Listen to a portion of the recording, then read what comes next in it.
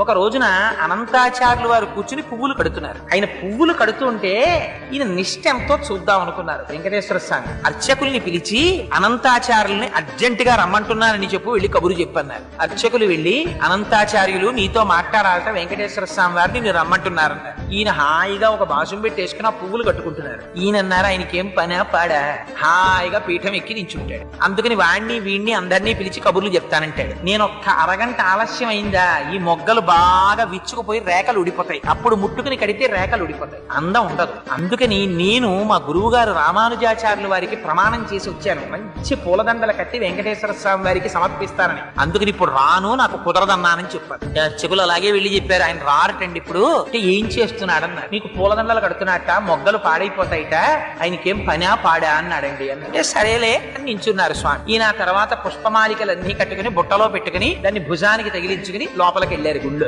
వెళ్ళి ఈ పుష్పమాలన్నీ అలంకారం చేద్దామని గడప దాటి చేతిలోకి తీసుకుంటున్నారు. వెంకటేశ్వర స్వామి వారు మూతి ముడుచుకుని అన్నారు, పుష్పమాలలు మాత్రం పట్టుకొచ్చేస్తావు, అలంకారం చేసేస్తావు, కబురు చేస్తే చాలా పనిలో ఉన్నాను, పనా పాడా రమ్మంటాడన్నావుట, ఎందుకు వచ్చావు, నాకు అక్కర్లేదు, నీ పుష్పమాలలో పట్టుకుపో అంటే ఆయన అన్నారు, నువ్వు పుచ్చుకోకపోతే మానేయి, నాకు అనవసరం. మా గురువు గారికి నేను ప్రమాణం చేశాను, పుష్పమాలికలు నీకు సమర్పిస్తానని, కట్టేస్తాను, తెచ్చేస్తాను, ఇక్కడ ఉన్న తలుపు గొళ్ళానికి తగిలించి వెళ్ళిపో, నువ్వు వేసుకోకపో నాకు అనవసరం, నా మాట నేను చేసుకుంటానన్నారు. అంటే